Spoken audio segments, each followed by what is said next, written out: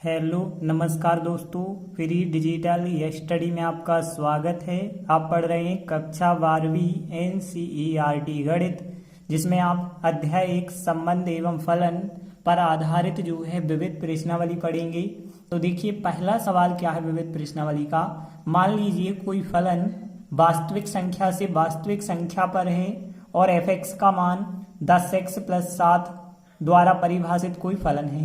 अब हमें एक ऐसा फलन g ज्ञात करना है जो r से r पर हो और जिसके लिए गॉस का मान और फॉक का मान ir हो। देखिए हमने पढ़ा है गॉस का मान ix होता है, फॉक का मान iy होता है, लेकिन यहाँ पे x और y r और r ही हैं, तो इस वजह से गॉस का मान ix ना होके ir होगा और फॉक का मान भी ir होगा। तो सीधी सी बात है, जब हमें g फलन निकालना है तो हमने पढ़ा है f का प्रतिलोम क्या होता है g, और जब g फलन निकालते हैं तब यह कंडीशन हमने पढ़ी है कि गॉस का मान ix आता है, फॉक का मान iy आता है। तो यहाँ पे हमें सीधी सी बात है प्रतिलोम ज्ञात करना होगा f फलन का। और प्रतिलोम ज्ञात करने के लिए कौन कौन सी आवश्यक शर्तें होती हैं, तो पहले तो आप जो है सिद्ध करते हैं कि फलन जो है उसका प्रतिलोम निकल सकता है या नहीं निकल सकता है। मतलब पहले आप सिद्ध करते हैं कि फलन व्युत्क्रमणीय फलन है या नहीं। तो व्युत्क्रमणीय फलन के लिए आपको एक-एकी और आच्छादक सिद्ध करना होता है। तो एक-एकी के बारे में आप पढ़ चुके हैं। f(x1) का मान f(x2) के बराबर रखते हैं और आगे सॉल्व करने पर x1 बराबर x2 प्राप्त करते हैं, तब वो व्युत्क्रमणीय जो होता है एक-एकी हो गया है। फिर आच्छादक कैसे ज्ञात करते हैं, x का मान f(x) में रखने पर यदि आपको y आंसर प्राप्त होता है तो आच्छादक कहलाता है, और यदि एक-एकी आच्छादक दोनों हो जाए तो वो फलन व्युत्क्रमणीय होता है, मतलब उसे पलट के माना जा सकता है और फिर बाद में उसका आप प्रतिलोम ज्ञात कर सकते हैं। तो यहाँ पे जो भी हमें फलन दिया गया है f, इससे पहले तो हम एक-एकी सिद्ध करेंगे और फिर आच्छादक सिद्ध करेंगे। तो देखिए हमें जो फलन दिया गया है पहले तो हमने वो फलन लिखा। अब देखिए पहले तो हम एक-एकी सिद्ध करते हैं। तो एक-एकी सिद्ध करने के लिए कौन सा नियम होता है, हम लिखते हैं यदि f(x1) बराबर f(x2) लेते हैं, और देखिए यहाँ पे एक बार f(x) में x1 रखेंगे आप, तो यहाँ पे जब x1 रखा जाएगा तो 10x1 + 7 होगा, और एक बार हम x2 रखेंगे और यहाँ पे x2 रखते ही 10x2 + 7 बनेगा। देखिए यदि आप पक्षांतर करेंगे तो 7 से 7 कट जाएगा, बचा होगा 10x1 बराबर 10x2, और 10 से 10 यदि आप काट देते हैं तो आपके लिए प्राप्त होगा x1 बराबर x2, और x1 बराबर x2 यदि प्राप्त हो जाता है तो जो फलन f है वो एक-एकी होता है। तो यहाँ पे फलन एक-एकी सिद्ध हो जाता है। इसके बाद देखिए अब हम आच्छादक की बात करेंगे। तो आच्छादक में हमने नियम देखा है, x का मान हम f(x) में रखते हैं। तो देखिए यहाँ पहले तो f(x) हमें दिया गया है 10x + 7, और आपको पता है जो f(x) होता है उस f(x) को हम y मान सकते हैं। तो y बराबर हो जाएगा यहाँ पे 10x + 7, और यहाँ से यदि आप x का मान निकालें तो देखिए x का मान क्या होगा, पहले तो आपको y - 7 बराबर 10x प्राप्त होगा, यहाँ पे बराबर आपको 10x क्योंकि 7 का पक्षांतर किया है। फिर x का मान देखें तो 10 बटे में आ जाएगा, फिर तो यहाँ पे y - 7 बटे 10 यह आएगा x का मान, और x का मान आपको कहाँ पे रखना होता है, f(x) में रखना होता है। तो देखिए हमने लिखा x का मान f(x) में रखने पर, तो देखिए हम यहाँ f लिखेंगे और x का मान कितना था, y - 7 बटे 10 रखेंगे, तो यहाँ पे 10 लिखा हमने, और x का मान कितना है, y - 7 बटे 10 है, और फिर +7 लिखना है। तो 10 से 10 तो कट गए, यहाँ पे बचा क्या होगा, y - 7 और पीछे +7, 7 से 7 कट गए, आंसर आपको y प्राप्त हो जाता है। और हमने बताया था यदि x का मान f(x) में रखने पर y उत्तर आता है तो फलन आच्छादक है। तो देखिए फलन एक-एकी और आच्छादक दोनों हो गया है, तो हम कह सकते हैं अतः f फलन व्युत्क्रमणीय है। अब देखिए इसके बाद हमें प्रतिलोम निकालना है। तो देखिए प्रतिलोम कैसे हम ज्ञात करते हैं। पहले तो आपके पास एक फलन f(x) होना चाहिए और फिर इसके बाद आपके पास एक gy फलन होना चाहिए। अब f(x) फलन जो भी आपके पास हो, यदि x से y है तो g फलन जो होगा पलट जाएगा, y से x हो जाएगा। फिर आप गॉफ का मान निकालते हैं, ix आना चाहिए, मतलब x आना चाहिए, x को ix कह सकते हैं। फॉग का मान iy आना चाहिए। यदि इतना हो जाता है तो आप कह सकते हैं f का प्रतिलोम g है। तो यहाँ पे सबसे पहले हम लिखेंगे f(x). तो देखिए अब आपके पास f(x) का जो मान था 10x + 7 दिया गया था, यह फलन r से r पर था। अब हम क्या ज्ञात करते हैं, मान लेते हैं आपके पास कोई gy फलन है। अब देखिए जो gy फलन होगा, g फलन, इसको यदि पलट देंगे तो यह भी r से r होगा। लेकिन अब यहाँ पे ध्यान देना, आपके पास f(x) तो फलन है लेकिन gy फलन तो है ही नहीं। तो आपको पता है जो f(x) होता है उसे हम y कहते हैं, मतलब y का मान f(x) कहलाता है। तो जो x का मान होता है वह gy कहलाता है। तो देखिए x का मान हमने जो निकाला था y - 7/10, जो x का मान है, ध्यान रखना, उसी को आप gy फलन कहते हैं। अब देखिए हमें गॉफ का मान जो है सिद्ध करके बताना है कि वो x होता है, मतलब ix होता है। तो देखिए अब हम जो है यहाँ पे निकालते हैं गॉफ का मान। देखिए गॉफ की यदि बात करें, पीछे लिखा है f और f फलन x के रूप में है, तो गॉफ हम x ज्ञात करेंगे। गॉफ x का मान कैसे निकाला जाएगा, g, o का मतलब होता है कोष्टक, और बाकी क्या बचा होगा f(x). तो g f(x) का मान निकालेंगे, तो हमने g लिखा और f(x) का मान देखिए, f(x) का मान कितना है यहाँ पे 10x + 7 है, तो हमने f(x) का मान रखा। अब देखिए हमें g 10x + 7 का मान निकालना। देखिए आपके पास gy का जो मान है वो y - 7/10 है। यदि आपसे कहा जाए कि g 2 ज्ञात कीजिए तो आप y के स्थान पे 2 रख देंगे। यदि आपसे कहा जाए कि g 10x + 7 ज्ञात कीजिए तो आप इस y के स्थान पे 10x + 7 रखेंगे। तो यहाँ y के स्थान पे 10x + 7 यदि आप रखते हैं तो देखिए y के स्थान पे यदि आप 10x + 7 रखते हैं, फिर -7 लिखेंगे और फिर लिखेंगे बटे 10। अब देखिए कोष्टक यदि आप खोलते हैं तो 7 से 7 कट जाएंगे, 10x बटे 10 बचा होगा। और यदि 10 से 10 काट दें x, और x को हमने बताया था ix आप लिख सकते हैं। लेकिन यहाँ पे देखिए पहला फलन जो है यहाँ पे r से r पर है, और जो x है x भी रियल नंबर है, इसलिए आप इसे ix ना लिख के ir लिख सकते हैं। तो देखिए हमने गॉफ का मान जो निकाला वो ir आ चुका है, तथा फॉग का अब हम मान निकालेंगे। और फॉग पता है लास्ट में g लिखा है, g जो है y के रूप में है, तो फॉग y हमें ज्ञात करना होगा। अब देखिए f लिखा हमने और फिर o का मतलब कोष्टक होता है, बाकी क्या बचा होगा gy बचा होगा। अब देखिए f लिखा और gy का मान कितना है आपके पास y - 7/10 है। अब देखिए यहाँ पे यह लिखा है fy - 7/10। देखिए जो f(x) फलन है x के स्थान पे आप यह संख्या रखेंगे तो आपको इतने का मान पता हो जाएगा। तो देखिए हमने क्या किया, 10x के स्थान पे हम क्या मान रखेंगे y - 7/10 रखेंगे और फिर +7 लिखेंगे, और आगे आप देखेंगे तो 10 से 10 कट जाएगा और यहाँ पे y - 7 + 7 बचा होगा। और देखिए 7 से 7 काट दें तो y, और y देखिए यहाँ पे y आ चुका है, या iy हम कह सकते हैं। और iy की यदि बात करें तो y भी आपका रियल नंबर है, इस वजह से इसे भी आप ir लिख सकते हैं। तो देखिए अब हम लिखेंगे कि चूंकि हमने गॉफ का जो मान निकाला था ix आ चुका है, ix ना लिख के आप ir लिख सकते हैं, तथा फॉग का जो मान है वह iy आ चुका है, iy मतलब ir आप लिख सकते हैं। अतः हम कह सकते हैं कि जो f होगा फलन, उसका जो प्रतिलोम होगा वो g होगा, या फिर हम कह सकते हैं g के स्थान पे हम g का मान रख के बता सकते हैं यहाँ पे। तो g का मान कितना है y - 7, और बटे जो है 10 है, तो यह हो जाएगा जी का मान। और आपसे कहा गया था कि जी फलन ज्ञात कीजिए, तो जी फलन जो आंसर में आ रहा है तो एफ इनवर्स वाई के रूप में यहाँ पे जो फलन आया है यही आपका जी फलन है। तो हम कह सकते हैं कहता है जी फलन जो आर से आर पर आया है वो कौन सा फलन आया है, जी वाई बराबर वाई माइनस 7/10 आया है, यही हमारा अभिष्ट आंसर होगा। देखिए दूसरा सवाल है, मान लीजिए कोई फलन W से W पर है। W यहाँ पे क्या होता है, पूर्णांकों का समुच्चय कहलाता है। पूर्णांक संख्याएं होती हैं W के अंदर, तो यहाँ पे समस्त पूर्णांकों का समुच्चय होता है। अब देखिए जो फलन fn है n-1 कब लेना है, जब n विषम है।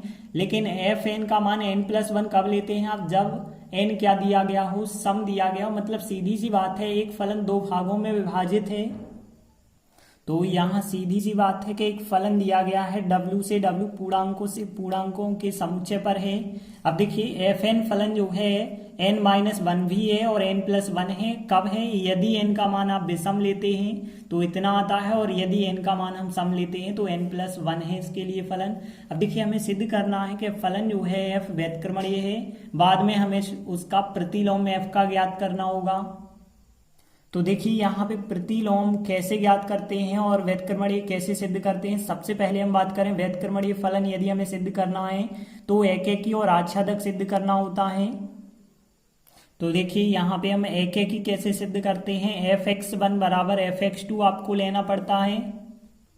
लेकिन यहाँ पे जो फलन x के रूप में नहीं है, n के रूप में है, तो हम यहाँ पे कह सकते हैं कि यदि हम fn1 बराबर लेते हैं fn2, ठीक है ना, इस प्रकार से आपको करना होगा, क्योंकि x के रूप में अब फलन नहीं है तो n1 n2 के रूप में आप लिखेंगे। अब देखिए fn1 और fn2 आप कैसे ज्ञात करेंगे, आपके पास दो फलन हैं, तो एक बार आपको यहाँ पे विषम वाले फलन में आपको रख के जो सिद्ध करना पड़ेगा एकेकी, और एक बार जो है आपको सम वाले फलन में रख के एकेकी सिद्ध करना होगा।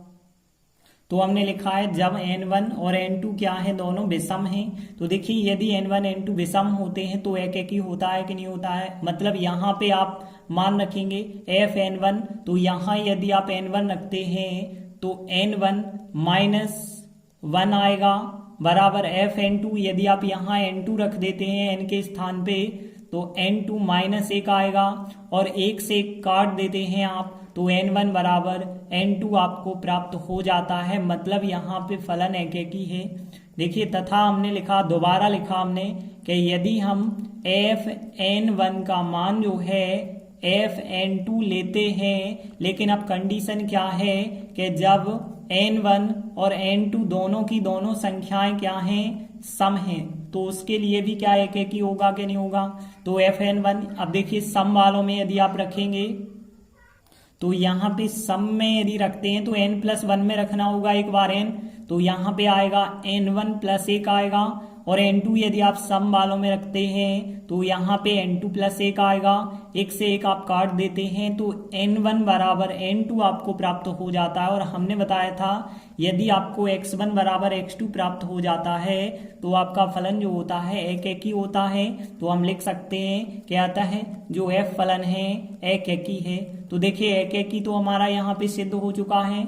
अब हम आच्छादक भी सिद्ध करते हैं, तभी हम कह सकते हैं व्युत्क्रमणीय जब एकेकी आच्छादक हो जाता है। तो देखिए अब यहाँ पे जो आच्छादक आप सिद्ध करते हैं, तो देखिए पहले तो आपको सम के लिए सिद्ध करना होगा, फिर विषम के लिए, दोनों के लिए सिद्ध करना होगा। तो पहले हम विषम की बात करेंगे। तो यहाँ पे हमने लिखा, यहाँ सबसे पहले यदि हम बात करें fn बराबर हमने लिया n-1 लिया, जब हमने बताया n का मान विषम होता है तब के लिए हम यहाँ पे सॉल्व करेंगे।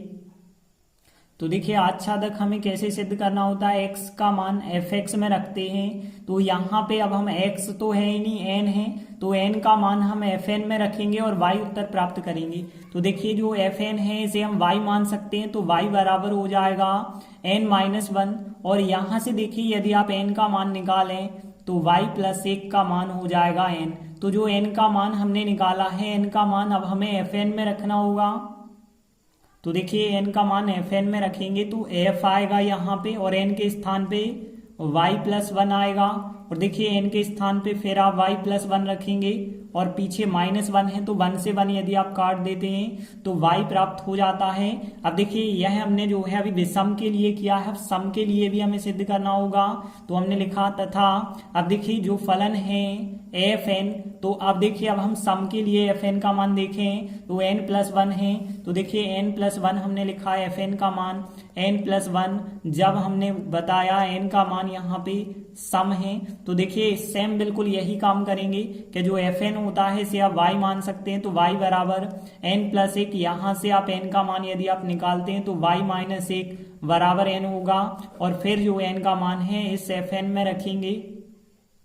तो देखिए n का मान fn में कैसे रखेंगे, f लिखा हमने और n के स्थान पे n का मान y-1 हमने रखा और यहाँ पे देखिए बराबर n के स्थान पे y-1 और +1 करेंगे आप तो देखिए 1 से 1 कट जाएगा, y प्राप्त होगा। और देखिए हमने बताया था x का मान fx में रखने पे यदि y उत्तर प्राप्त होता है तो वो फलन आच्छादक है। तो आप कह सकते हैं अतः f जो फलन है आच्छादक है। तो देखिए अब आपका जो फलन f था वो एकेकी भी सिद्ध हो चुका है, आच्छादक भी हो चुका है। तो आप कह सकते हैं कि इसीलिए जो f फलन होगा वो व्यतक्रमणीय होगा, मतलब उसका व्यतक्रम निकल सकता है तो वो व्यतक्रमणीय फलन हो जाएगा। और यही हमें सिद्ध करना था कि फलन व्यतक्रमणीय है। तो देखिए अभी हमने व्यतक्रमणीय सिद्ध किया है, अब हमें फलन का प्रतिलोम ज्ञात करना होगा। तो देखिए प्रतिलोम के लिए कौन सी शर्त होती है, एक फलन fx होना चाहिए, एक फलन gy होना चाहिए, फिर गॉफ का मान ix चाहिए, फोक का मान iy चाहिए, तभी आप कह सकते हैं f फलन का जो प्रतिलोम होगा वो g होगा। तो देखिए यहाँ पे यह क्रिया हमें 2 बार करनी होगी। पहली कंडीशन जब n का मान विषम होता है, दूसरी कंडीशन जब n का मान सम होता है। तो देखिए जब n विषम है, देखिए जब विषम है तो आपको पता है fn का मान क्या था। तो देखिए विषम के लिए हम बता दें fn का मान जो है n-1 था और यहाँ पे जो फलन f था वो w से w पर था, मतलब यहाँ पूर्णांकों से पूर्णांक पर था। हम मान के चलते हैं कि एक फलन हमें gy फलन मानना होता है, एक fx हो गया, fx ना कह के fn हो गया, एक हमें gy फलन मानना होता है। gy अब फलन क्या होगा, देखिए विषम के लिए जो x का मान आता है वही gy कहलाता है। तो x ना होके यहाँ n है तो जो n का मान होगा वही जो है gy फलन कहलाएगा। तो y+1 होगा। तो यहाँ पे यह जो है यदि इसे पलट देते हैं तब भी w से w में ही यह फलन रहेगा। अब देखिए हम गॉफ और फोक के मान ज्ञात करते हैं और यहाँ पे देखते हैं उनके मान क्या आते हैं। तो देखिए अब हम यदि गॉफ का मान ज्ञात करेंगे, देखिए यहाँ f लिखा है और f वाला फलन n के रूप में है तो यहाँ गॉफ n निकालेंगे तो हमने g लिखा और फिर कोष्टक का मतलब और बाकी बचा होगा fn और आगे यदि आप देखें तो g लिखा हमने, fn का मान रख दीजिए आप n-1 है, n-1 हमने रखा और आगे यदि हम सॉल्व करते गए तो यहाँ पे देखिए gn-1, देखिए gy का मान जो है वहां y के स्थान पे आप n-1 यदि रखेंगे तो देखिए जो y है y के स्थान पे n-1 और फिर बाकी बचा था +1, 1 से 1 काट दें तो n आएगा और n को आप यहाँ पे ix कह सकते हैं और ix नहीं कहते हैं तो आप यहाँ पे iw भी आप कह सकते हैं। तो iw हमें प्राप्त हो जाता है। तथा यदि हम यहाँ पे आप गॉफ निकाला था, फोक का मान निकालें तो g है लास्ट में और g y के रूप में है तो यहाँ पे फोक y हम निकालेंगे तो देखिए f लिखा और o का मतलब कोष्टक है, बाकी बचा होगा यहाँ पे gy और यदि आप इसे जो है आगे सॉल्व करें तो हमने पहले फलन f लिखा है और gy का मान कितना है यहाँ पे y+1 है तो y+1 लिखा बराबर। देखिए अब f(y+1) तो देखिए f वाला जो फलन है उसमें y+1 रखना है तो f वाला फलन यहाँ पे n की जगह y+1 रखेंगे तो y+1 आएगा और फिर पीछे लिखा है -1 लिखेंगे, 1 से काट देना तो बचा होगा y और देखिए y बचा होगा तो iy कह सकते हैं, मतलब आप कह सकते हैं i यहाँ पे w कह सकते हैं। तो देखिए यहाँ पे गॉफ का मान iw, फोक का मान भी iw प्राप्त हो जाता है तो आप कह सकते हैं f का इनवर्स g है। लेकिन हम दूसरी कंडीशन पे भी जाएंगे तथा हमने लिखा जब n का मान सम होता है तब के लिए भी हम ऐसा सिद्ध करेंगे जब n का मान सम है। तो देखिए पहले तो fn आपको बताना होगा तो fn क्या था आपके पास n+1 था तो fn जो है n+1 है और जो फलन f था वो W से W पर जो फलन था, अब हम मान के चलते हैं एक GY फलन यहाँ पे मानते हैं, और GY फलन क्या होता है, x का मान कहलाता है GY। और यहाँ पे देखिए x का मान ना कह के हम n का मान कहेंगे, जो n का मान निकला था उसे ही हम GY कहेंगे, y-1। और जो G फलन होगा पलटने पे जो आएगा W से W ही आएगा। अब यहाँ पे भी हमें गॉस और फॉक ज्ञात करने पड़ेंगे। तो देखिए यहाँ पे अब हम लिखेंगे कि अब हम पहले गॉस का मान ज्ञात करेंगे, लेकिन लास्ट में f है और f वाला फलन n के रूप में है, तो गॉस n पहले हम निकालेंगे। तो g लिखा हमने, o का मतलब कोष्टक होता है, बाकी बचा होगा fn। तो देखिए अब यहाँ पे गॉस का मान जब आप निकालेंगे लास्ट में n लिखेंगे, तो g लिखा हमने, o का मतलब कोष्टक, बाकी बचा fn। अब fn का मान रखेंगे तो g fn का मान कितना है, n+1 लिखा। अब देखिए g n+1, तो आप g वाले फलन में y के स्थान पे n+1 रखेंगे, तो y के स्थान पे जब आप n+1 रखेंगे और पीछे चल रहा था -1, तो 1 से 1 काट सकते हैं, आपको n प्राप्त होगा। n मतलब देखिए यहाँ पे n मतलब सीधी सी बात x प्राप्त होता है, तो इसे ix भी कह सकते हैं, लेकिन x w के रूप में है तो इसे हम iw कह सकते हैं। तथा अब हम जो है फॉग का मान ज्ञात करेंगे। तो देखिए फॉग लास्ट में g है और g वाला फलन y के रूप में है, तो फॉग y हम ज्ञात करेंगे। तो देखिए f लिखा हमने, o का मतलब कोष्टक होता है, बाकी बचा होगा gy फलन, और देखा जाए तो f फलन लिखेंगे, gy का मान रखेंगे, gy का मान y-1 है। देखिए अब f(y-1) का मान कैसे निकालेंगे, f वाले फलन में n की जगह y-1 रखेंगे, तो y-1 रखा और पीछे +1 है तो +1 हमने रखा, 1 से काटेंगे y प्राप्त होगा, y मतलब iy प्राप्त हो चुका है, iy ना कह के आप iw भी आप कह सकते हैं। तो देखिए इस प्रकार से हमें यहाँ पे क्या प्राप्त हो रहा है, हम कह सकते हैं इस प्रकार से हमें गॉस का मान iw प्राप्त हो रहा है, तथा फॉग का जो मान है वह भी हमें दोनों बार iw प्राप्त हुआ है। अतः हम कह सकते हैं कि जो f का प्रतिलोम होगा, अतः f का प्रतिलोम, ठीक है ना, f का प्रतिलोम मतलब हम f इनवर्स भी हम कह सकते थे, f का प्रतिलोम, f इनवर्स का मान वो क्या हो जाएगा, g हो जाएगा। और देखिए gy का जो मान है y-1 है, और एक बार gy का मान क्या है, y+1, तो एक बार y+1 एक बार y-1। और देखिए हमने यहाँ भी देखा था n-1 और n+1, मतलब यहाँ पे y+1 और y-1 था, लेकिन यहाँ पे n-1 और n+1, मतलब जो हमें g फलन प्राप्त हुआ है वह पूरा f ही तो फलन है, बस y के रूप में है। तो यहाँ पे हम कह सकते हैं जो f इनवर्स का मान जो है g है, और g का जो मान है वह पूरा का पूरा f है। तो इस वजह से हम कह सकते हैं अतः f का प्रतिलोम स्वयं f होगा। तो इस प्रकार से हमने 2 महत्वपूर्ण प्रश्न किए। आगे के वीडियो में हम आगे के प्रश्न करेंगे। धन्यवाद।